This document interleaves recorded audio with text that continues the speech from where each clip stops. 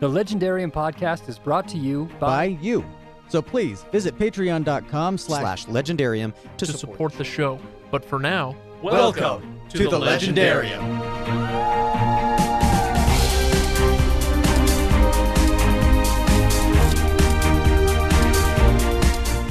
Welcome, everybody, to the Legendarium. You've already noticed there's something a little bit different about this episode in that it is my voice welcoming you to our Rhythm of War discussion.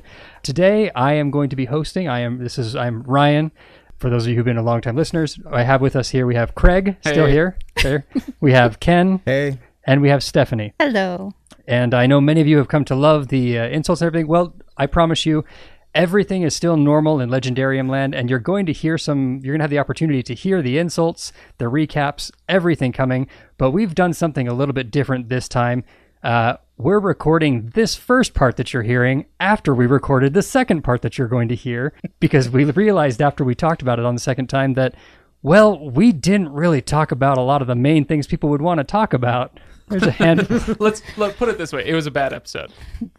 In a way. It was yes. An unstructured... With some good highlights, but overall, not our best work. You would be, I think that listeners, if we did not speak about the things that we're hoping to talk about in this episode, would probably find themselves upset that we didn't cover things like, I don't know, Kaladin for an hour prior.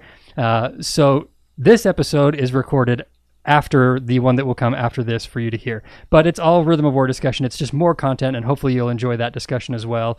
But today, with this crew here, we want to get back into talking about Rhythm of War and specifically take some time to break down our characters and the arcs that they go through parts 1 and 2.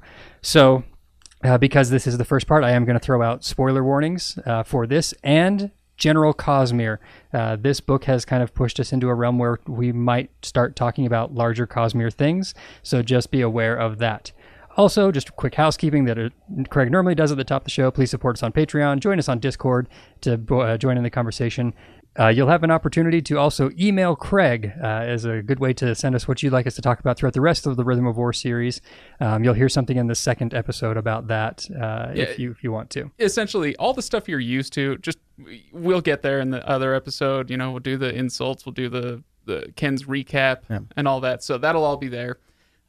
This episode, we're just going to dive right into the stuff that we're supposed to actually talk about. Yeah. Think of this as like the Shadesmar discussion, because we're doing part 2 first and part 1 second. So what? We're like in the cognitive realm. I'm trying to follow you. Everything's backward in the cognitive realm. Oh, I see. Okay. Wow. Okay. Yeah, that took a second.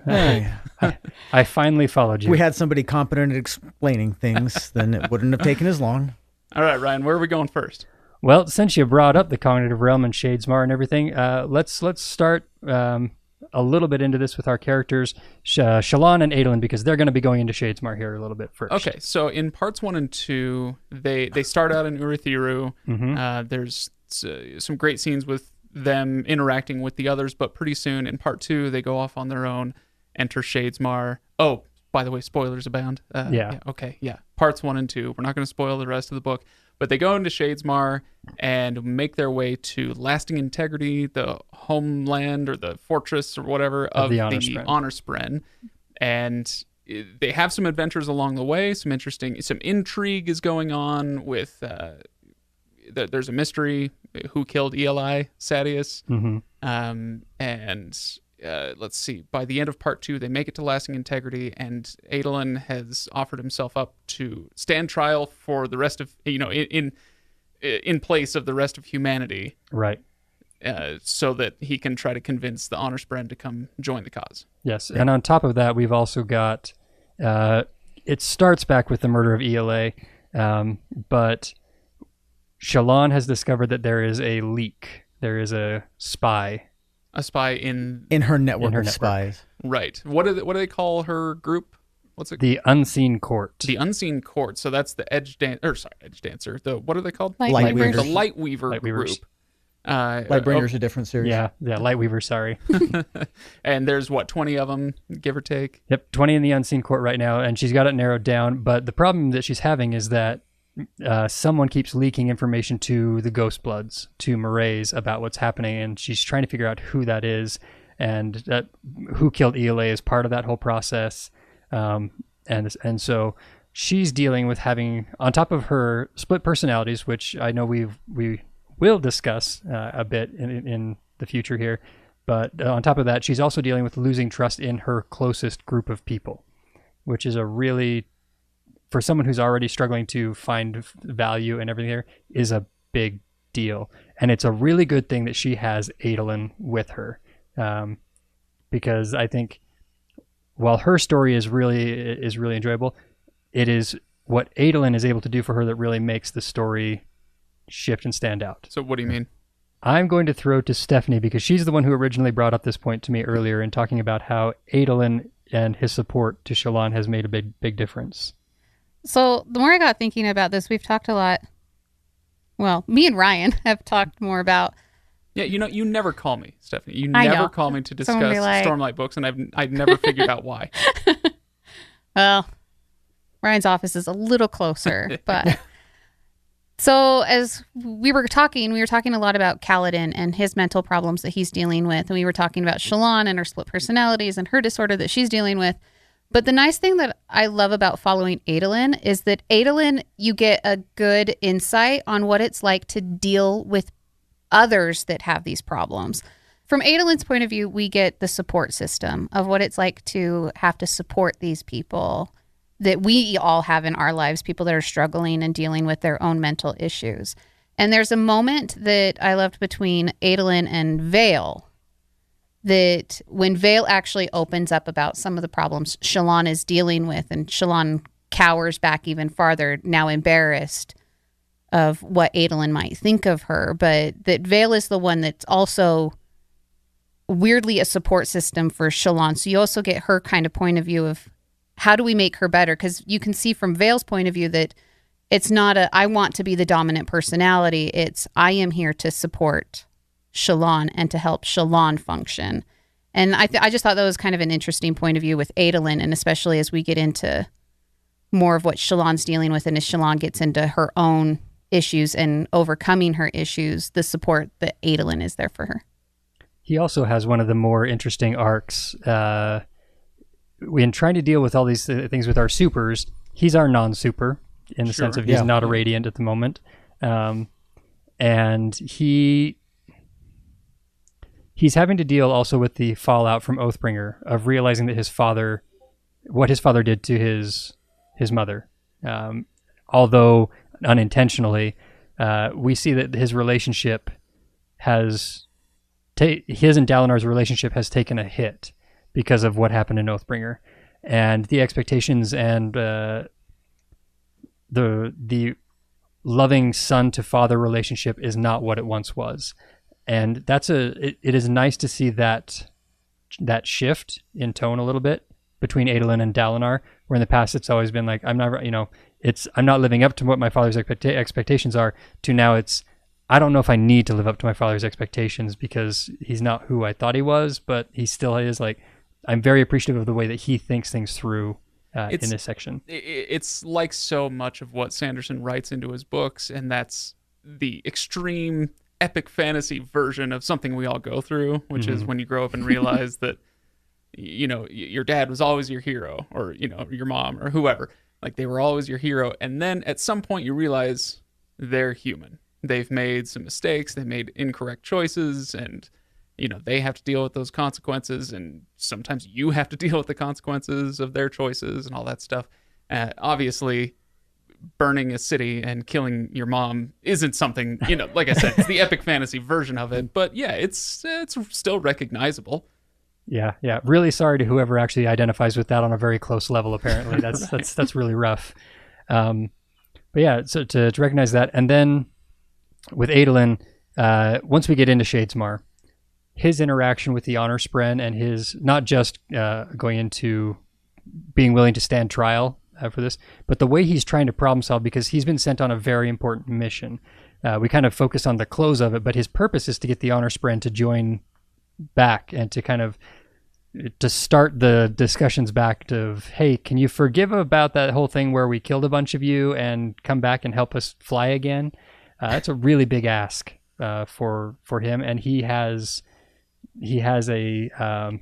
Maya. I just couldn't remember what the title where the name for her was. But he has Maya, who's not exactly, he's not smiled upon for having right. This is a not an Sharpblade. Advertisement for right. He's already got coming this back going to against joining him. humanity.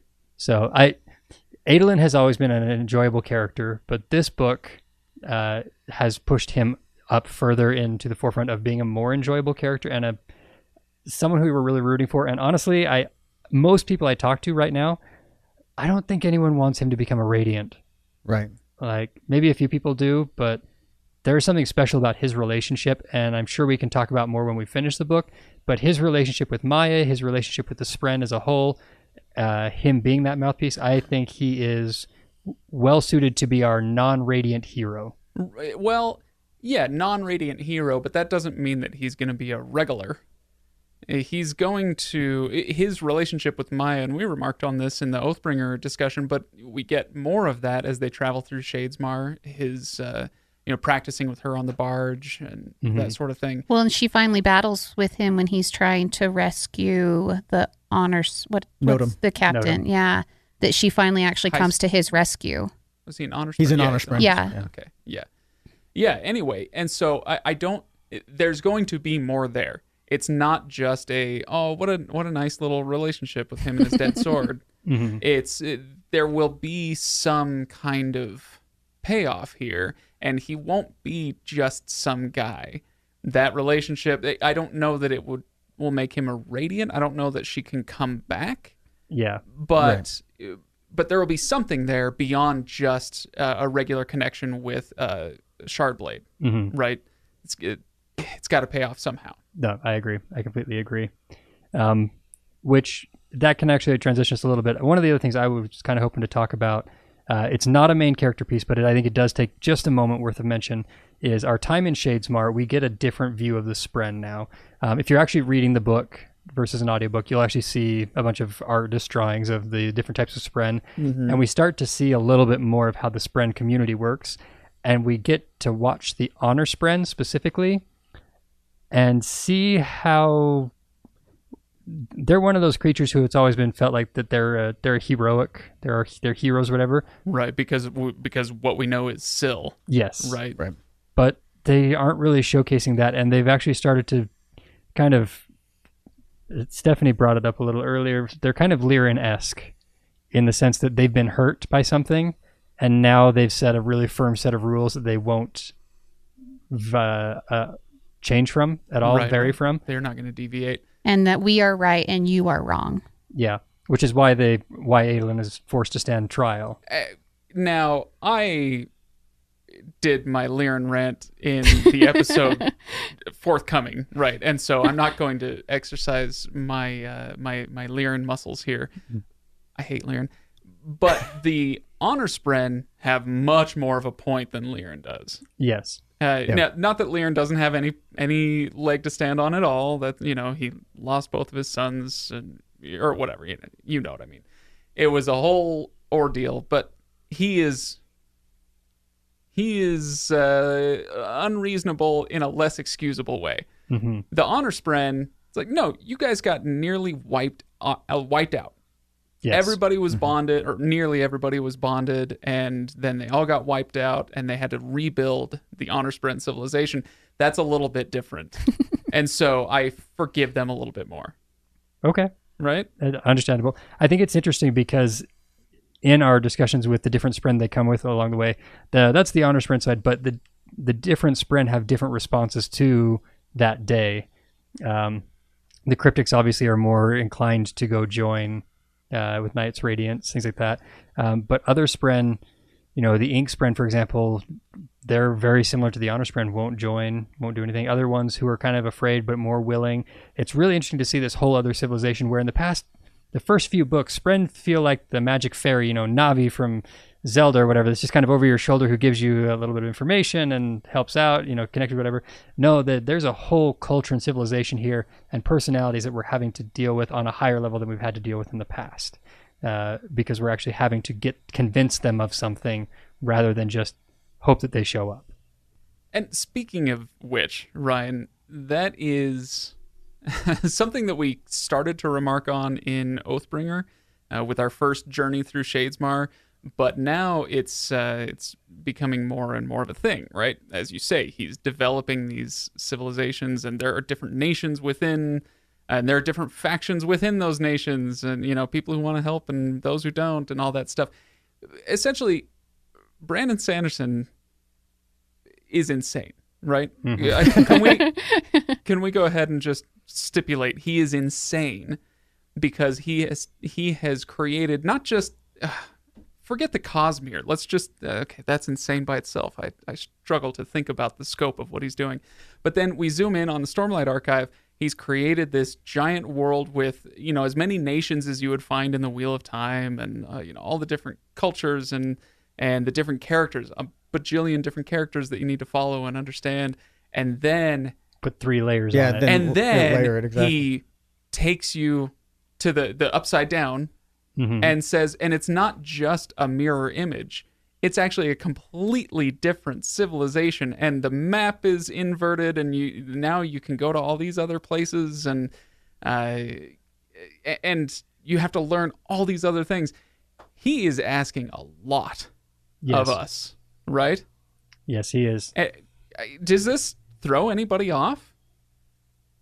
I mean, he is putting the epic in epic fantasy. This is unlike anything I've ever read before. I am not saying it's not throwing me off in so far as it.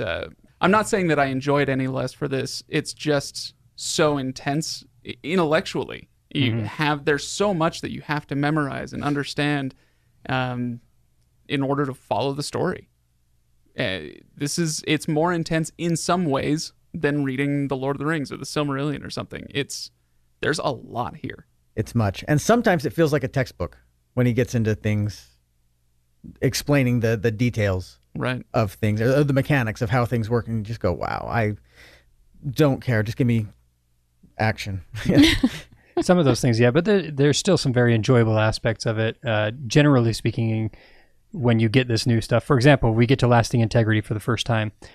And obviously we're in spoiler mode, so the big tower in the artwork that Michael Whelan put out there, it's like, okay, that's Lasting Integrity, is that giant that obsidian looking tower up there.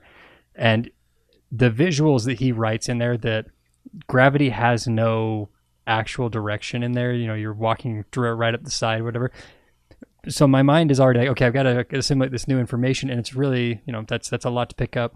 But then on top of that, I have these visuals that are just already twisting my mind. Like, how do I put this visual in my head other than the, I can't remember the artist's name that does that painting. MC Escher? MC Escher, yeah. The Escher paintings. Like that's what I'm looking at, is an Escher painting here. Or Labyrinth, so the movie. I really appreciate it, but it is, like you said, a lot to ask people to do, especially if they're not really used to epic fantasy styles of things. So. Well, and I gotta say, with other epic fantasies, let's take the Wheel of Time, for instance, since that's going to be the comparison that is forever drawn between the Wheel of Time and Stormlight Archive. The Wheel of Time can be read casually. Yeah, you'll miss a few connections here and there. You might there might be a character that comes back 3 books later, and you're like, wait a minute, who are they? But you kind of you figure it out as you go. You cannot read the Stormlight Archive casually. You have to read with intent. Like, you can't... Does that make sense? It makes sense. I'm not sure I entirely agree, but it makes sense. There's just too much there. Sorry, that sounded wrong. There's too much there to read it casually and follow along. I think that's more accurate in book 4, especially. Books 1 and 2, I didn't think there was as much. There were the little teasers to, hey, there are other things going on in the Cosmere, but now it's all laid out. But even just in Roshar itself, like the self-contained world, not Cosmere related, he's got a lot here to deal with. But I do think you can read it casually, and you won't know what you're missing yet, but you will start to notice subsequent things if you do rereads, or if you try to talk to someone about it who's a little more invested. So that's kind of where I think on that. I think we should probably jump topics now. Shift out. We've been in Shadesmar. We've been with Caitlin. No, Shadowlin. Shadowlin. Yeah. Boy, Caitlin, that's boy, that's fan fiction waiting to happen. Actually, I hesitate, but we need to address one big plot point. We talked about how Shallan figured out there was a leak. She finds out who the spy is at the end of towards the end of part 2. Oh, she does. Yeah. Mm-hmm. Okay, Ken, who is it? It's Pattern. She thinks it's Pattern. Okay. So how do you feel about that? I don't believe it yet. You don't believe it yet? I don't, but I'm only on the end of part 2, so I think that it's set up quite nicely, but I also know Brandon Sanderson's propensity for mammoth twists as you go along. So I don't know why, if he's messing with the box, I don't know why yet, so I'm not sure how I feel about it.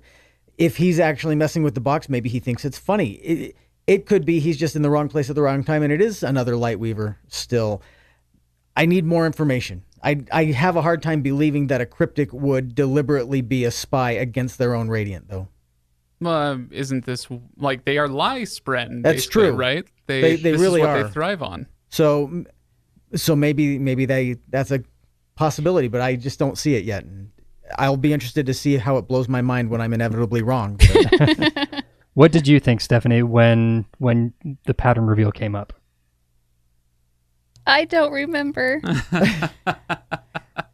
That was a long time ago. I can tell you, I thought that we're finally going to get to understand what a lie-spren or a cryptic actually is. And this is our first inkling, because it's kind of like Syl.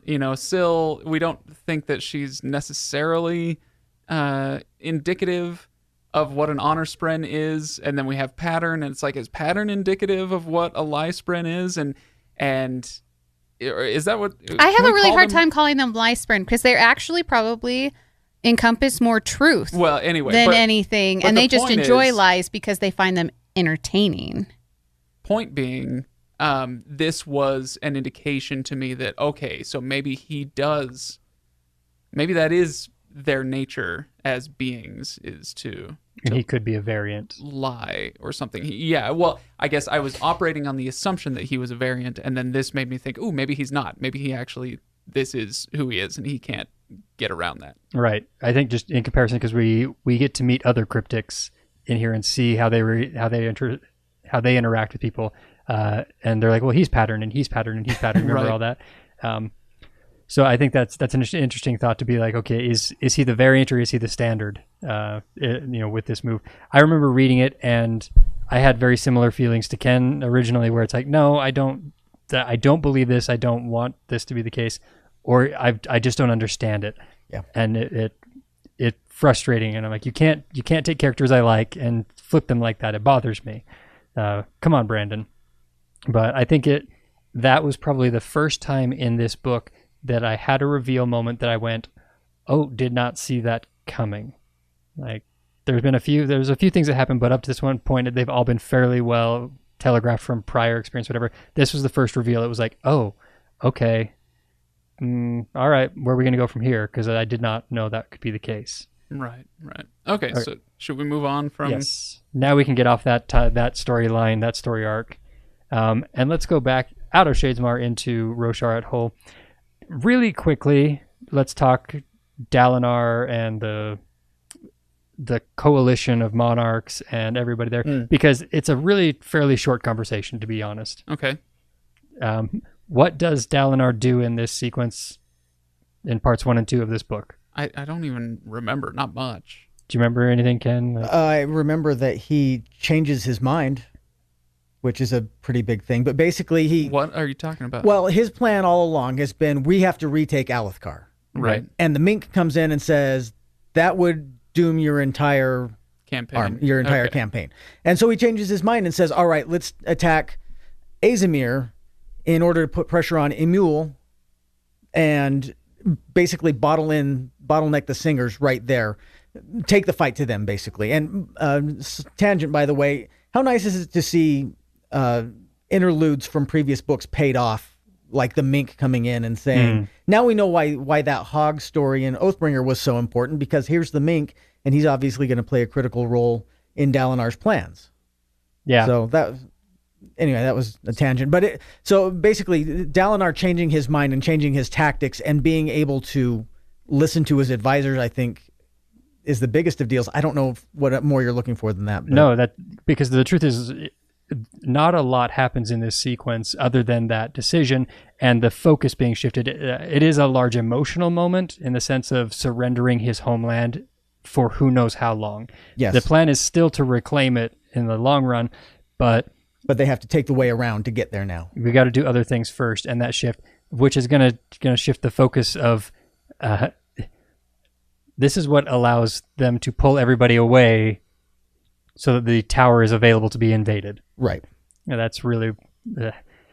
I hate to say it, but that's the closest thing to a convenient plot point that I have on this one is where we need to get everybody out of the tower so that there's only a few people there when it gets invaded because it doesn't make sense. I see what you're saying. I don't know. It felt organic enough to me because they're not just going to sit in this tower forever and watch the listeners wipe out everything that they know and love, right? They are going to go out and campaign against them. So I see what you're saying. And but they have spies in there to help, where they would inform. Like, there's plenty there to justify it. It was just one of those things like, okay, you naturally need to make this happen, so this is probably the best way to do it. Yeah, no, I'm fine with this as a plot device. The bigger move of convenience for me was grounding Kaladin and leaving him in the tower just at the right time to have him be there when everybody leaves and the singers come in. I think it's interesting that you put it that way, grounding Kaladin. So I think, honestly, let's shift into his arc and his story up to this point, because it's the next one that I think has a little bit more to discuss, because we're shifting very much away from war hero Kaladin to dealing with the after effects of battle, and the fact that even our Radiants are dealing with this. This isn't something that Stormlight doesn't heal the memories. It doesn't heal, make it that you're always there. He now shakes. He has moments where it's difficult to grab a spear, and so he's been asked and told, you need to be moved away from High Marshal and made into put into another role, and time to hand that off, and which is really hard, and it breaks my heart. But I'm curious as to what your guys' feelings were and thoughts were when Kaladin was promoted out of his position. Right. It's difficult when you're good at something, you're good at something, everybody else knows you're good at something, and you need to not do that thing anymore. Mm-hmm. That's tough. And this happens, I think this happens to a lot of people professionally. In whatever industry you work in, you probably start in a contributor role, and you get really good at, producing this or selling that or whatever it is that you do. And then eventually you grow in your career to the point where somebody says, hey, we need you to teach the next crop. Or, we need you to manage this team. We need you to step out of the, head down in the trenches, doing. And we need you to think about things and train other people, and that sort of thing. So this should be really recognizable to a lot of people. Again, it's epic fantasied up where it's, he's scarred from horrendous battles and friends' betrayals and all that stuff, but it should again be recognizable, right? Oh, I agree, absolutely. Yeah. Stephanie, did you have any feelings or thoughts about Kaladin shift or the work that he starts to do? Because he shifts spends a little bit of time in his broody pity party and then decides to go try and help people who are like him, and becomes kind of a Kaladin, Dr. Quinn medicine woman thing going on. Sure. Not really the doctor I probably would have gone, but I'm not going to compare him to Dr. Phil. But do I have any notes on conversations we've had about this? Or? I don't have any notes from you about that. I think for me, they made it a very natural transition for Kaladin, and I think it became really evident that something needed to happen with him when he had his interaction with Moash and he froze up. That you could tell that there is something very broken about him, and he is becoming a danger to both himself and those around him. That people are going to die because he can't perform anymore, and not just because he didn't get there in time, or that he's always so worried about that if he's not there, people are going to die. You might make the argument that we lost Elhokar because of it. I think it's a weak argument, but you could make that argument. Yeah, that one, the Elhokar thing seemed more like surprise, and then later it became shock. Yeah. Right, battle shock. But he's surprised in the moment with Elhokar. So I feel like this segment is the weakest Okay. in the book so far, and one of the weakest things in Stormlight so far, only because it feels a little bit too episode of the week. Like, you guys ever watch Law and Order? And they do a lot of episodes that are like ripped from the headlines. Mm-hmm. That's what this felt like. It's because this is something that we deal with in the real world. Mental health is not, we do not deal with it well in the United States. Mm-hmm. And we do not offer good enough support to those who suffer from it. You know, it used to be that we would lock them away in the sanitarium and forget about them. You know, it was essentially jail if you were crazy. Yeah. And then, and then we went completely the other way and just like, oh no, those places are horrible, awful. So turn them all loose. And then you get this, you know, homeless problems and drug problems and issues like that, where now we're dealing with the fallout from the horrible decisions that we've made with how to deal with mental health and, you know, severe mental health problems. And so this feels a little bit too ripped from the headlines, if that makes sense, because this is something that has been talked about so much the last few years. Does that make sense? I'm not used to Brandon doing ripped from the headlines. And I will tell you, I think that had this been written slightly later, because this was still finished before we got into Pandemicville and everything that was going Sure. on. Yeah. You know, had this been written slightly later, I think that it would be even more on the nose. I do think it is a topic that he is addressing for putting a mirror up to us a little bit, saying, hey, yeah, this is kind of the way things are here as well. As you say, ripped from the headlines. But I do think that it was planned to have this discussion because of the way he has set these characters up from the very beginning with Kaladin, with Shallan, with everybody. That he's part of his purpose in this series was to showcase people dealing with difficult mental strain and different pieces there that normally don't get a lot of time in books. Yeah. Because they're not the hero everyone wants. They're not the Superman character. They're a more broken person. And so when I say that this part is weak compared to the rest of the book or books, it's that he comes at them with that epic fantasy slant. You know, I've already referenced this a couple of times, and we can, you know, you look at Kaladin, he's dealing with depression and then battle shock or whatever, you know, shell shock or whatever we call it these days, PTSD. Or whatever it's called. It's got a new name now, right? Todd went on a whole rant. We don't know. Okay, whatever. I just call it post-traumatic stress and leave it at that. There you go. Somebody will get on Twitter and excoriate me. That's fine. I would actually like to know what it's really called now. But anyway, the point is, he goes through those things because of this crazy epic fantasy story that he's going through. And so the lens that we're dealing with Kaladin's depression through is just far enough away from our own experience to give us a little remove. Okay. Whereas when we get to this storyline, it's almost literally what we do in the real world. Yeah. With those who suffer from these support issues. Groups and exactly support groups and the lock them in a dark room and that sort of thing. It's so on the nose. That lens is staring right into our real world that it makes me uncomfortable amid all of the other slightly off-kilter epic fantasy versions of real world things. So let me be clear. I think these issues are 100% worth talking about. We should be talking about them more. We should be fixing these problems more. That's not what I'm saying. I'm not saying this isn't a topic that he should be tackling. It just felt a little bit ham-fisted. Okay. As he went about it. Is that fair? Yeah, I can see that argument there. I thought it was interesting because I remember feeling some very similar feelings about recognizing, okay, support groups and everything, and you know, we're gonna especially when he goes into the Ardent Sanitarium version where it felt really it did feel really on the nose there. That being said, I don't know. I had a concern. I know someone in our either Discord or Reddit submitted and said, "Hey, how would you love to see Kaladin doing counseling for the rest of the series? Like, he was just going to be a counselor, or whatever." And I was not okay with that idea. And I feel, whether I'm a terrible person or not for feeling that way, but the idea, I still think he's protecting and helping and doing that sort of thing.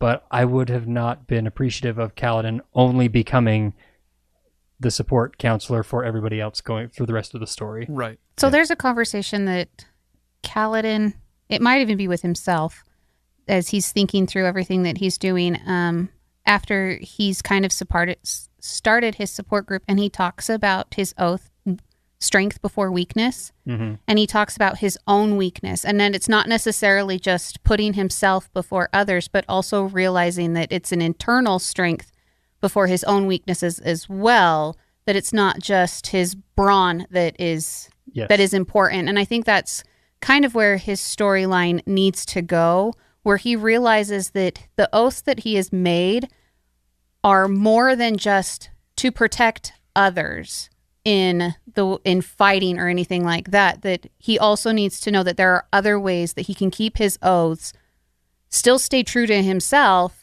and this is how we're going to get Kaladin to the point where he can grow in his oaths and as a Radiant, because right now he is very stuck. Yes. And until he starts mentally working through some of his own issues, and I think helping other people work through these issues is part of that Kaladin's not going to go anywhere, and we're going to get Kaladin on this plateau, which isn't interesting.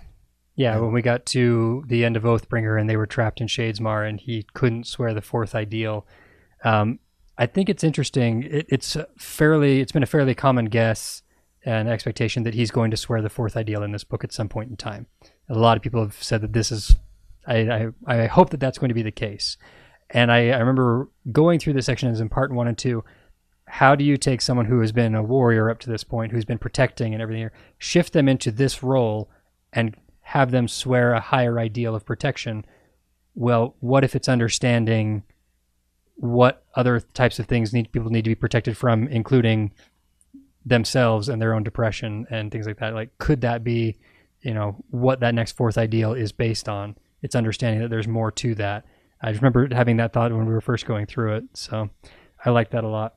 At some point, we've got to do, what was the novella that he released? Dawnshard? Dawnshard. And talk about, what's the third ideal from Lopen? At some point, we got to talk about that. I haven't finished it yet. Oh, I cannot believe I'm admitting that. Oh my gosh. You deserve to have it spoiled. I'm just kidding. I have been reading it the past 2 days, though, so I should be done probably tonight or tomorrow. I will not spoil what that third ideal for Lopen is, but please go read Dawnshard if you haven't. It shouldn't take you long. It's only like 200 pages. Should we talk about bad guys? Can we talk about bad guys? Next thing, let's... bad guys. Who do you want to talk about as a bad guy? A bad guy? Well, we've got the Pursuer. We've got... obviously not Venli so much, but we got Leshwi and Raboniel. And Rebel Yell, the crazy lady. But are they really bad guys? Well, okay, so...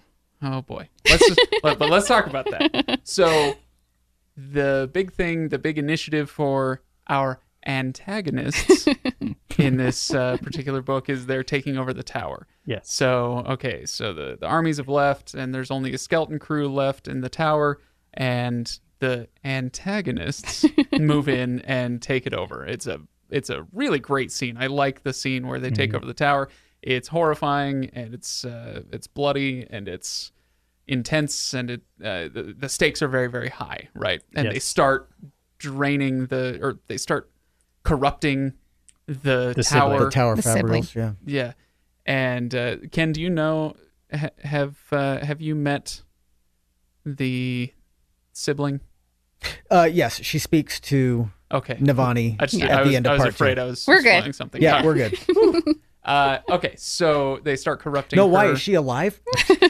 And and I really like that sequence. And the other thing that happens, they're trying to drain the tower, but in doing so, they're also corrupting the Radiants who are left in the tower. So the Radiants all fall unconscious except for Kaladin and Lift. And Lift, yeah. And so now I think we made the joke on the previous upcoming episode about what was it? John McCaladin. It becomes Die Hard. Yeah, Die Hard. Go ahead, say it. What? With a... That was yours. Oh, Die Hard. Sorry. Well, now That was your joke. No, now I'm bleeping that out because I like that joke. I'm mad I didn't come up with it. Okay, so what I would have said in the future, or what I will say in the future, or something. I don't know. Yeah, that'll be in time works weird. That'll be in the other episode. So okay, now let's talk about who is involved in all of this. We've got Venli, who is on the side of the listeners, but obviously not down with their program completely. Yeah, she's the only one of the listeners, or she's the last listener, and that actually is a very important distinction, that she is still a listener, because everybody else is a fused or a they regal. classify them or as singer, singers. or Singers, yeah. Or a heavenly one. The mass population of Parshendi have now become singers, but she is a listener. Yes, we had to actually go through take some time to like make sure we understood the hierarchy of our antagonists. This is what I'm talking about. This is like, now we have a third thing. We've got Roshar generally, we've got Shadesmar, and now we've got the antagonists Alethi, who everybody have their else. own incredible, crazy politics that you have to understand. Yeah, it's a lot. Yeah, there is a hierarchy to it that goes down. Thunderclasts fused, and or Thunderclasts the 9 fused, and all the whole spiel. But we've got Venli in the mix, and she's not super down with it. And she is originally she's the handmaiden or the assistant or whatever of Leshwi.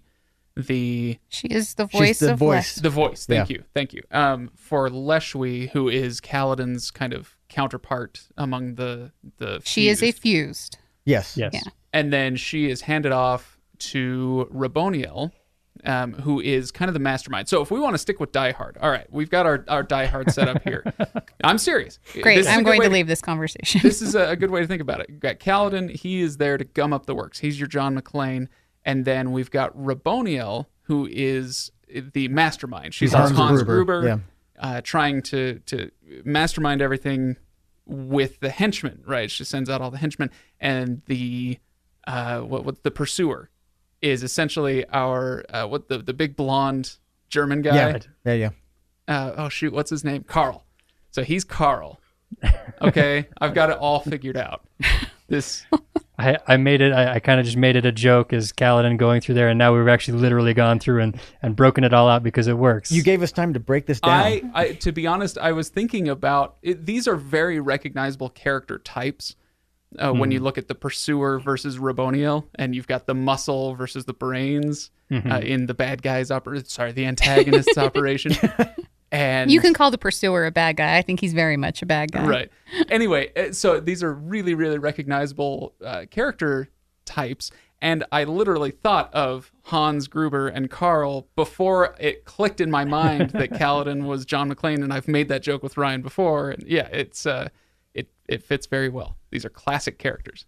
Yeah, they are. So anyway, Ken, how do you feel at this point about Raboniel and Leshwi? I feel like Raboniel is still insane, but she's the bad kind of insane because she is still functioning. She's the kind who looks at what the opposition does, in this case, Navani creating that shield around the sibling, and she goes, oh, that's neat. Instead of going off or saying, how do we destroy this or whatever, she just looks at it and goes, this is interesting. So she's almost trying to make things work, but in a way that the singers are on top and the humans are subservient. That's her way of making it work. Is singers rule, humans drool. Thank you. Yep.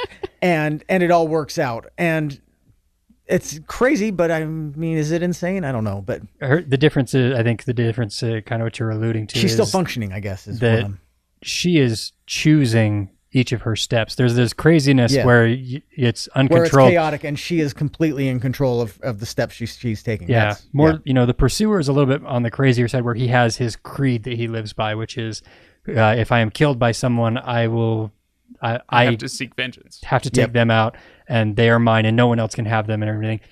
Which is currently Kaladin is his target, because Kaladin kills him back at Hearthstone. Right, and it kind of catches him off guard in this moment, and just gets a little lucky, kills him. And so now we have Kaladin and the pursuer, going head to head, which pisses off Leshwi because she wants Kaladin. And well, I think this is one of the things that I love most about our antagonists that we have set up is Leshwi and Kaladin in the first parts, the stuff that was all released ahead that everyone, people were reading ahead of time. The Heavenly Ones and the Windrunners have this honor code between them. It showcases that it's not just insanity, it's not just hatred, but they would fight each other 1-to-1. So they'd have signals to fight one another, and then they would go off and fight. And then once the battle was over, they would kind of separate. And Kaladin lets Leshwi go on an occasion, and Leshwi kind of does the same thing, at a different point.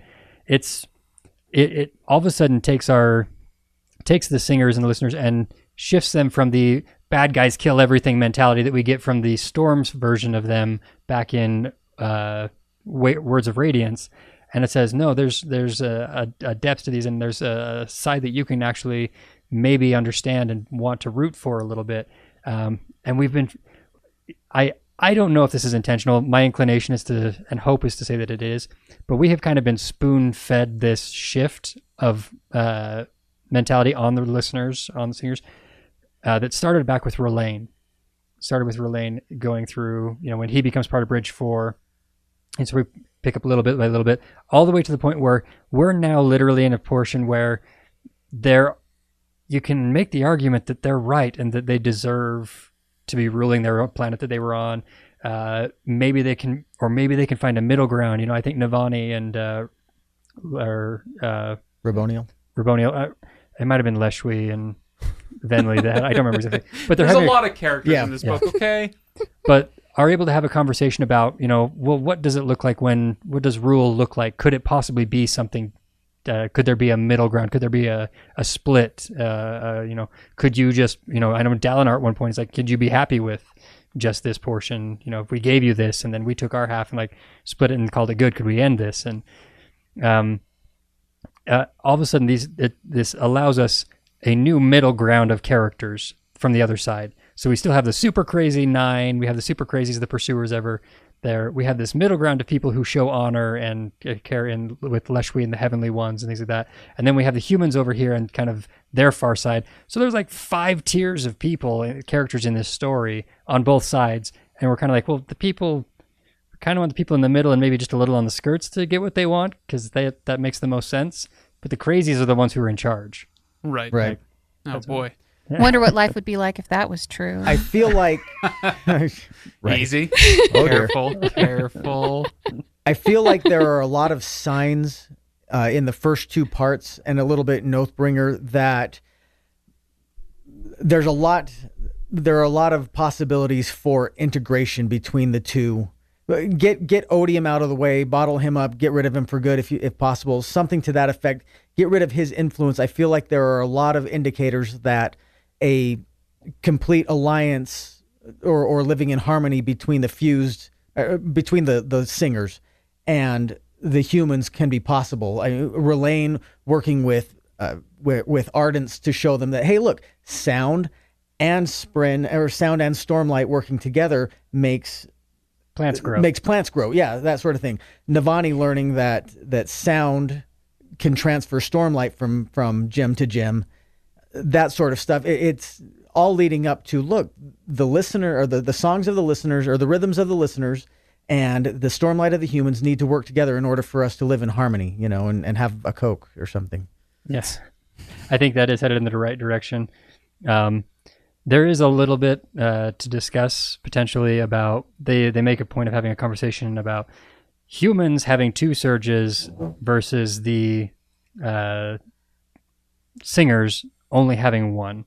It's a very brief thing. Mm-hmm. I remember this. But there is a conversation in there about that. It stood out to me. I don't know if it stood out to any of you or if there's any thoughts you guys had on that other than maybe we just mention it and pass on. But whatever, you didn't have said thought. I did. I shared it with you earlier today. Oh. Don't take my thoughts away. What is yours is mine. What is mine is yours. Okay, so what is this? Why do we care about this? There's a conversation that is between Raboniel and Venli, and they start talking about, the Radiants have 2 surges, and their surges come from both cultivation and honor, right, where the singers have one surge, and that comes strictly from cultivation. And From Raboniel... From what? From odium, right? No, because odium's not their god.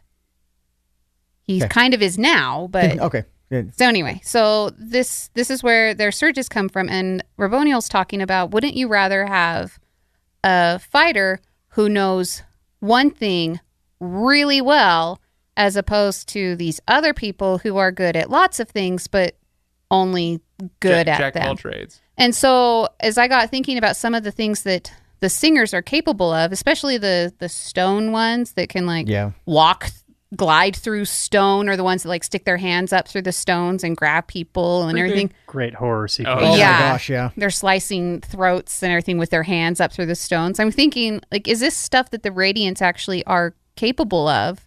That if someone would just share information, that they could all grow and be better. Slit throats in harmony. Yeah, they could all stand in walls and attack each other. But so that's the conversation that was had between.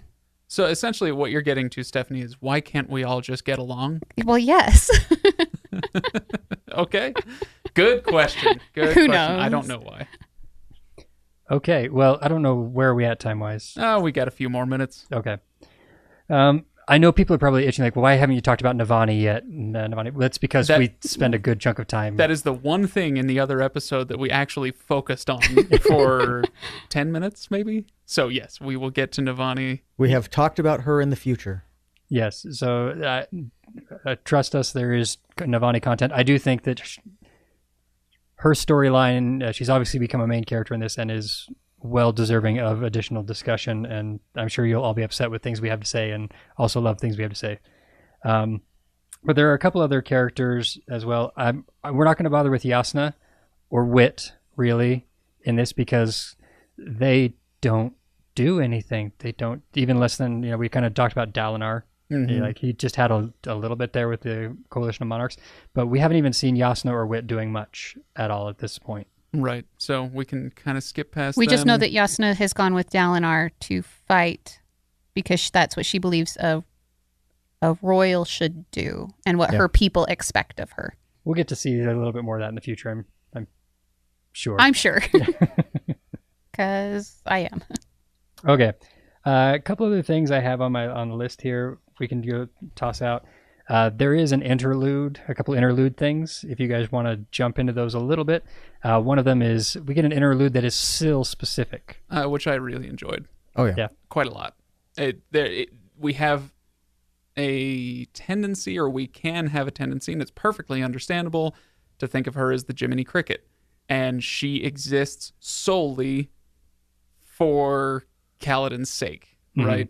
And it's kind of whatever the Spren version of like a Bechdel test or something along those lines, right? Right. She only exists to support Kaladin, but in fact, she is her own person with her own desires and her own goals. And yeah, they do, in large measure, revolve around helping Kaladin and maintaining their relationship. And I don't think there's anything wrong with that, but we don't have any scenes up until this point where she shows a lot of agency on her part and going off and doing something without talking to Kaladin about it. But now she does. She goes to Dalinar and tells him, like, Kaladin's pretty messed up and I need you to fix him, right? Or something along those lines. I need you to help me fix him. Right. Is what Show me how I can fix You're him. a bondsmith. Me and Kaladin have a bond. I need you to strengthen our bond so I can understand him, so I can help him and fix him. Oh, that's right. She wants to feel the way that he feels. She wants to understand his dark brain, I think is what she calls it. Right. Which is so sweet. It's so sweet and horrifying.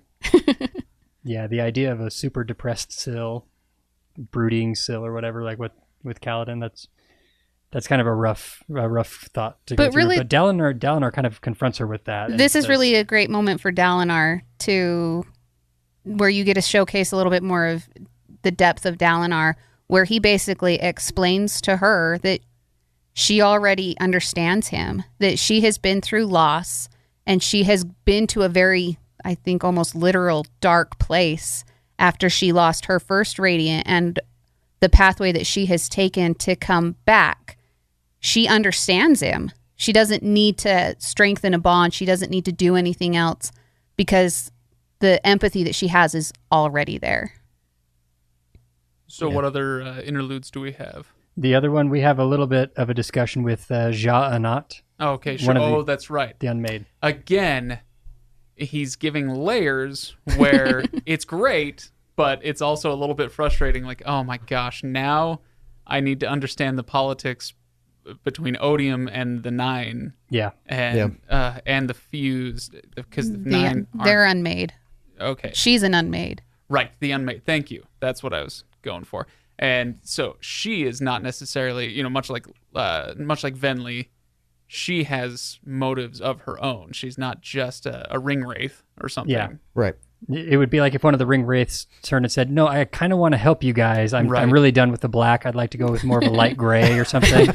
Can we do something different?" And so she comes out, and we get to see a little bit of her expression of frustration about what she's doing, because what she does is she corrupts Spren, and she hates the fact that people say that she's corrupting Spren, because all she's doing, she's essentially giving them the ability to connect with Odium as well as their existing structure. Right. So people look at that and they go, Odium, bad. Can you touch the bad thing, so you are a bad thing, and I don't want anything to do with the bad thing. Why do I feel like this is horribly inappropriate? Because because I'm saying it. And she talks about how, no, that's not the case. And we know that there is already one Spren in play from her with our Radiance, with Relaine. Or not Relaine. Renarin. Sorry, yeah. With Renarin. So it gives him a little depth. Yeah.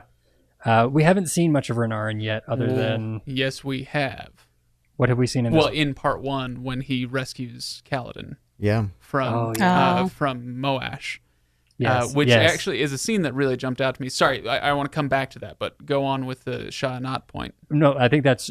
It leads into that, though, is to realize that the work she's doing may be...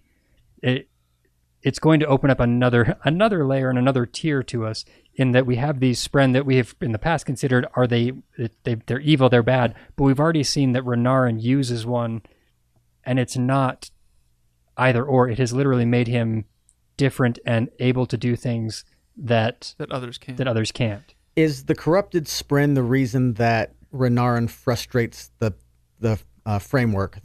It's because he can see plan. The future. Yeah. Yeah. But is that because of the corrupted Spren? Mm-hmm. Yeah, that's a pretty. I like the way you're thinking, and you'll understand that reference in the next episode. I like the way you're thinking about this.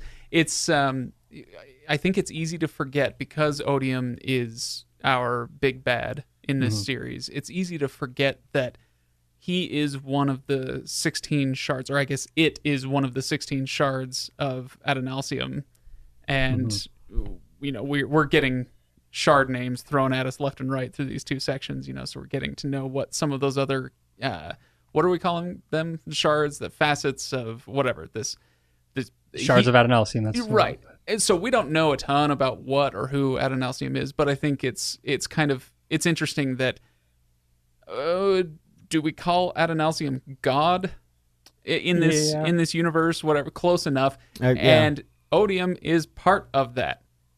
And is necessary for a fully functioning Adonalsium, whatever we want to call it.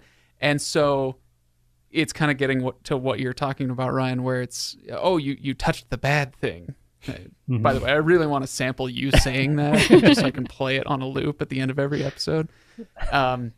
Anyway, so it's like he, shorn of all the other shards, all the other intents, yeah, it's an antagonist. Odium is an antagonist, but it doesn't have to be that way if it's working in concert with other shards, other intents. Yeah, which is, I know we address it a little bit, but the second letter that's part of part 2 in all the epigraphs, Odium does not want to gather other shards to him because he knows that they will adjust and change him. Right. And that is not his goal. He wants to literally destroy all the other shards so that he is the one and only God.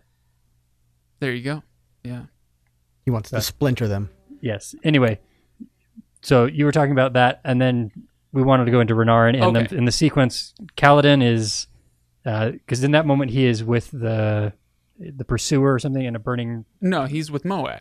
It's after that. Is he just killed the pursuer. Well, he's with Moash in the burning cellar. Okay, so he and Moash are facing off. Moash refuses to fight him.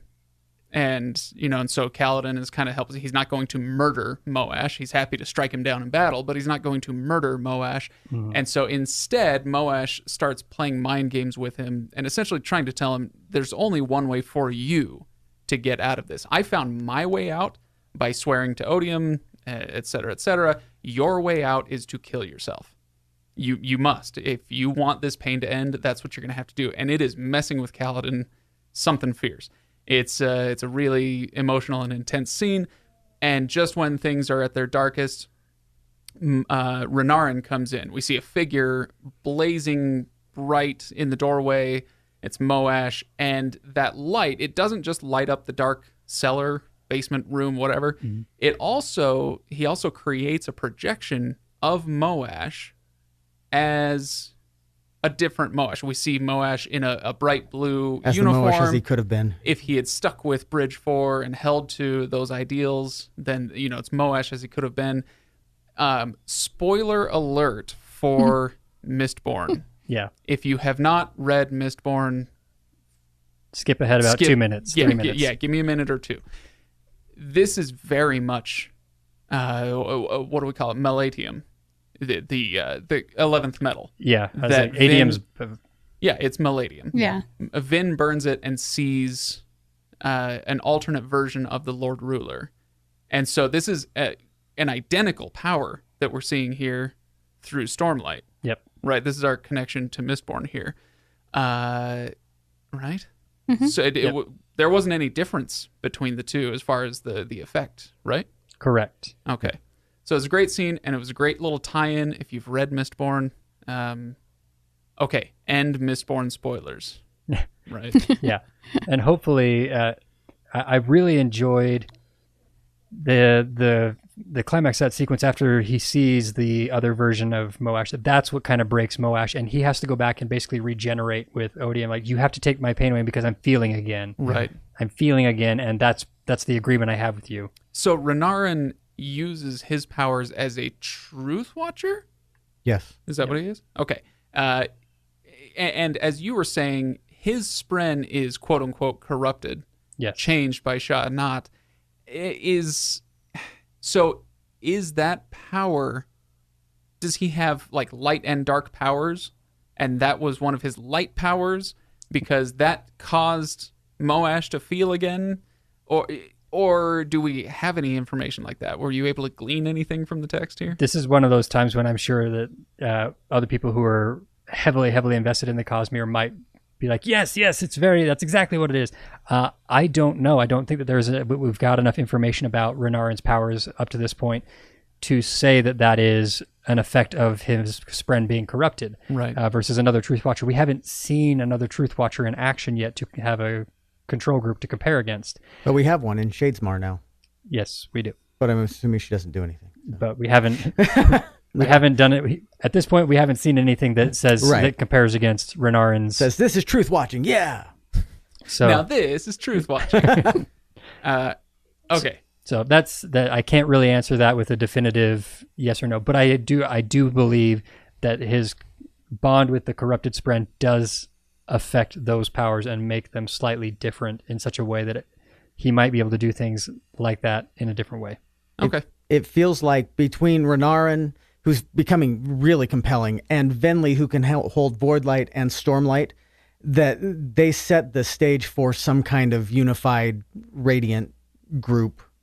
They really are the hybrids that in the future. If you take everything to the next step and kind of hybrid mix everything, Venli and Renarin are your two most common there to be that. I would make a case that being that we haven't seen anything yet from him, but Relaine could potentially be in that as well, because that was the other one. He was supposed to get an honor spren, and Kaladin kind of told an honor spren, you need to go give him a chance, and the honor spren was like, fine, I'll do whatever. And Relaine completely understandably says, I don't want a spren that's going to be here under duress. Pity spren? A pity spren, exactly. I don't want your pity spren. I don't.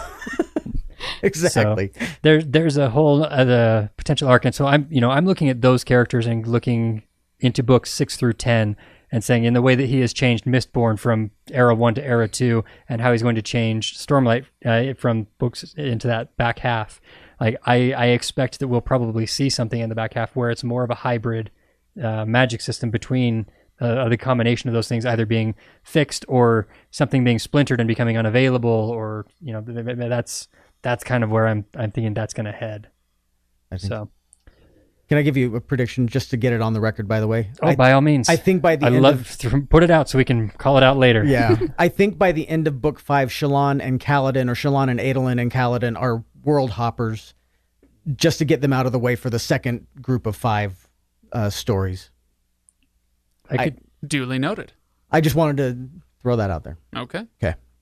Okay. Should we call it there? I think that's a pretty good place to call that discussion, and watch for the things that we meandered about in the next episode. I mean, this was a pretty meandery episode too, but I feel like we got to a lot more. We meandered through a lot more territory this time than we did on the other episode. I still think it'll be a fun discussion for those who enjoy this show.